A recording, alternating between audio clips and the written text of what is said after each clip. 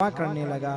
सजनों, मणि माने पैसा, पैसा आने के बाद जीवन में दिखावा ना हो ऐसा बहुत कम होता है। दिखावा आ ही जाता है पैसा आने के बाद, और मणि ही धनी का गला कटवाता है। ध्यान रखना, ये मणि ही धनी का गला कटवा देती है। इसलिए मणि के मामले में बाप बेटे को, भाई भाई को, पति पत्नी को बहुत सावधान रहना चाहिए। ये कब बैर पैदा कर दे इसका कोई पता नहीं मेरे भाई। ये पैसा है ही ऐसी चीज। लड़ाई तीन चीज की होती है, चौथी चीज की कोई करे तो वो मूर्ख है। दुनिया में तीन ही चीज लड़ाई है, जर, जोरू, जमीन। जर मतलब धन, माया। जर, जोरू और जमीन, ये तीन चीज की लड़ाई होती है मेरे भाई। बड़े बड़े युद्ध हुए हैं इन तीन चीजों के ऊपर। सजनों, ये कथा हमें शिक्षा देती है क्या, कि ठाकुर जी ने तुम्हें कुछ दिया है तो अच्छे काम में लगाओ, उल्टे सीधे दिखावे में मत आओ। आज सजनों, समस्या यहां नहीं है कि हमारे पास में कुछ कमी है, घर नहीं है, गाड़ी नहीं है। समस्या यहां नहीं है। समस्या कहां है? समस्या है कि पड़ोस में क्यों है, हमारे भाई के पास क्यों है। अगर आपके गांव में एक भी गाड़ी नहीं हो तो तुम्हारे यहां भी नहीं है तो कोई बात नहीं, चलेगा। अगर गांव में एक भी पक्का मकान नहीं हो तो तुम्हारे पास नहीं है तो भी चलेगा। पर समस्या कहां आती है? जब गांव में महाराज कोठी बन जाए एक भाई के पास और दूसरे के भाई के पास दो कमरे रह जाएं, तो समस्या यही आ जाती है कि हमारा मन बार बार अपने आप में कहता है, देख इसके पास कोठी बन गई और तूने जिंदगी में क्या किया। समस्या यही है। हम लोग दुखी क्यों हैं? इसलिए नहीं कि पैसा कम कमा रहे हैं, इसलिए नहीं कि हमारे पास मकान नहीं है, इसलिए नहीं कि हमारे पास दुकान नहीं है, गाड़ी नहीं है। दुखी क्यों है? क्योंकि हम सबको एक रोग लग गया है। कौन सा?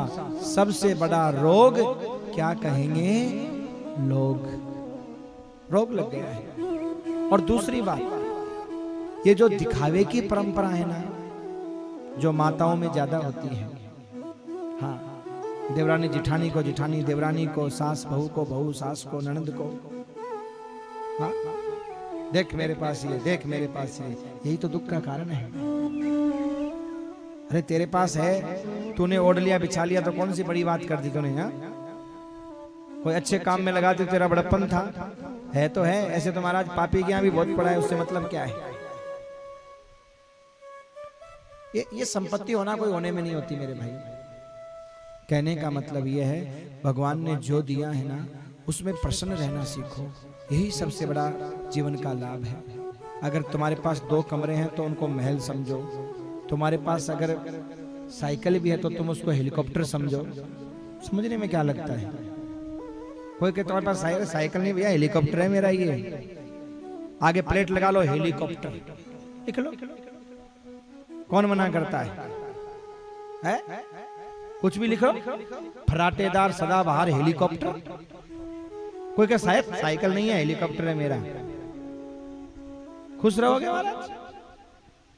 देखो, मन को समझाना ही सुखी होना है और मन को नहीं समझाना ही दुखी होना है। बाकी दुनिया में सुख और दुख कुछ नहीं है, कुछ नहीं। ऐसा नहीं है कि धन जिसके पास ज्यादा है वो सुखी है और जिसके पास धन नहीं है वो दुखी है। ऐसा बिल्कुल भी नहीं है। अगर धन से किसी के जीवन में सुख आता तो आज दुनिया में कोई टाटा बिरला दुखी नहीं होते महाराज। और जिसके पास जितना धन है उतनी लड़ाई, इतना युद्ध है। गरीबी में युद्ध कम होता है। लड़ाई झगड़ा कहाँ होता है? जहां कुछ आ जाता है ना। अगर दो में लड़ाई है इसका मतलब कुछ है इनके पास दम, तभी लड़ रहे हैं। अगर दम नहीं होना लड़ाई महाराज समय नहीं है करने का लड़ाई उसको। कहने का मतलब क्या है सजनों, जो ठाकुर जी ने दिया है उसमें खुश रहिए, प्रसन्न रहिए। सुख दुख कुछ नहीं है, मन की सोच है। एक भिंडी की सब्जी जब कोई व्यक्ति देखता है देखते कहता है हैं क्या सब्जी बनी है, लाल छूट रही है, बेकार है, गधे भी नहीं खाए, भूखी मर गई। एक व्यक्ति जब भिंडी की सब्जी को देखता है, दूसरा वाला उसे पसंद है तो कहता है वाह क्या बढ़िया सब्जी बनी है, आज एक रोटी ज्यादा खाऊंगा। अब भिंडी में न तो सुख है ना दुख है। भिंडी को देख करके जिसने जैसी सोच अपनी बना ली, वैसा ही सुख और दुख उसके जीवन में आ गया मेरे भाई। बस यही सुख और दुख है, बाकी कोई सुख दुख नहीं है। बहुत सुंदर सजनों यहां वर्णन किया गया है, इस कथा के माध्यम से बताया गया है कि जीवन में जैसी भी परिस्थितियां हैं, हर परिस्थिति में इंसान को प्रसन्न रहना चाहिए, खुश रहना चाहिए। जिस गांव में, जिस धाम में, जिस काम में रहो, राधा रमण राधा रमण राधा रमण कहो, राधा रमण राधा रमण राधा रमण कहो, राधा रमण राधा रमण राधा रमण कहो, राधा रमण राधा रमण राधा रमण कहो।